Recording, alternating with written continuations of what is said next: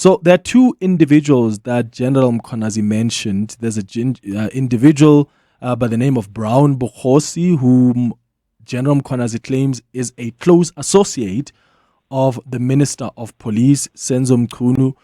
There's another gentleman by the name of Vusi Cat Matlala, whom we are told has been in discussions with Bukhosi, who is in turn an associate of the minister. Just help us understand who these individuals are, and are they really linked from the investigations you've done to some police's top brass? Yeah, I think, Clement, it's best to start with the cat, Vusi Matlala. He's someone who's been a point of focus for us for a while now. He first appeared on our radar in 2022 when we found that he'd been making money through the Tembisa hospital scandal, first exposed by Babita Deokaran. He had 5 shell companies which were part of a larger extraction syndicate, and that investigation was obviously set in motion by our reporting, but we stayed on him. And Mr. Matlala reinvented himself midway through last year and ended up getting a 360 million rand health services tender from the police, essentially the same organization that's investigating him for procurement fraud in the Tembisa matter is now paying him to do their health services. And he has a range of other problems. I mean, he's found himself on the wrong side of the law, charged in relation to the attempted or botched assassination of his former lover, Tebogo Tobojane. So he's a controversial figure with underworld links that stretch back many years. And I think the point of contention in Mkhwanazi's briefing yesterday was to say that obviously Matlala, with the assistance of this Brown Mahotsi, allegedly appeared to have been conspiring to disband the political killings task team because they had a lot to lose, specifically Matlala himself, because this was the same team investigating him and the same team that's actually brought him to court and charged him for the botched assassination of his former lover. So scandalous in the extreme. Okay, so this is the guy Matlala who's been arrested.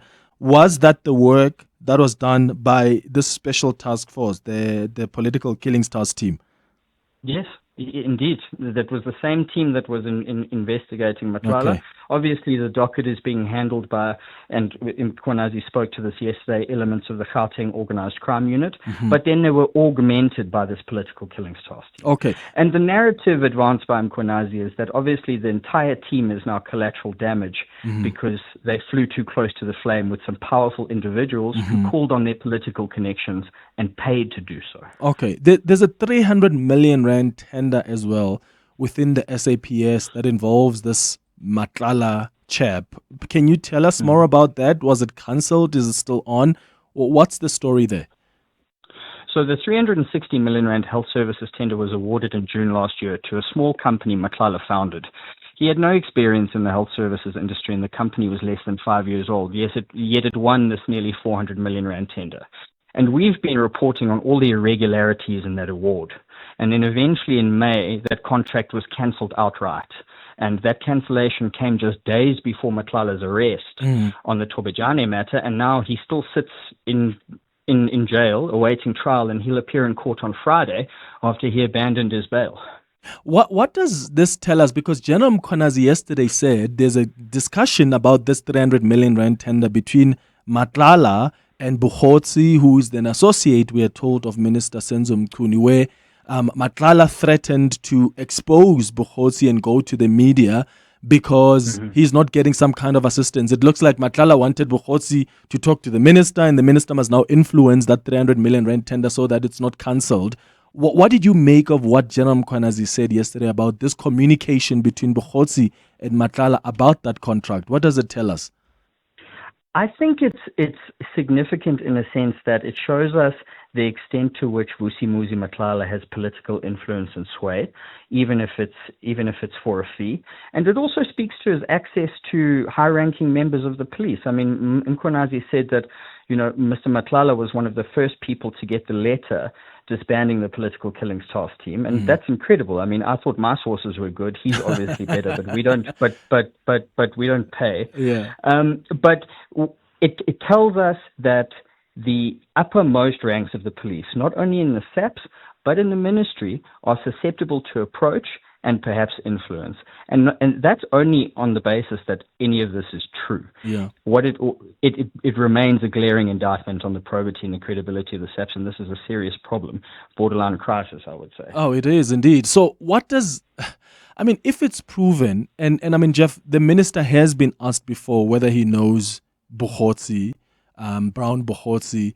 If it is proven that the minister knows this chap and they are close associates of sorts, whether comrades or friends, I mean, that would be quite damning, because this is the man who has been in conversation with Vusi Matlala from the conversation, the WhatsApp messages that General Mkhonazi read yesterday. So that would be quite a big problem for the Minister of Police.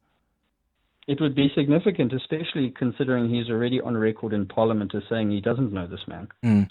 So I think that's going to be where the sting comes from the minister. And it's something that was conspicuously absent from his statement yesterday. I mean, he defended his integrity, but he did nothing to explain the link or non-link between him and Mr. Bohotsi.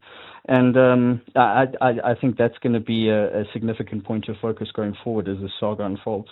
All right. Jeff, thank you so much, man, for chatting to us, and great work on just the stories that News24 has published about. Just go check them out. I'll tweet some of the links, but they did even put up another article this morning on News24. Go read about this gentleman, because he doesn't just start receiving a tender late last year, the 300 million rand tender from the police. This is someone you can trace back to the contracts that came from the Tembisa hospital. And once again, if it is established that the police minister is a close associate of Brown Bohotsi, who has been talking to this Vusi Matlala, then that's going to be a big problem for the Minister of Police. I don't know how he is going to explain or get out of that.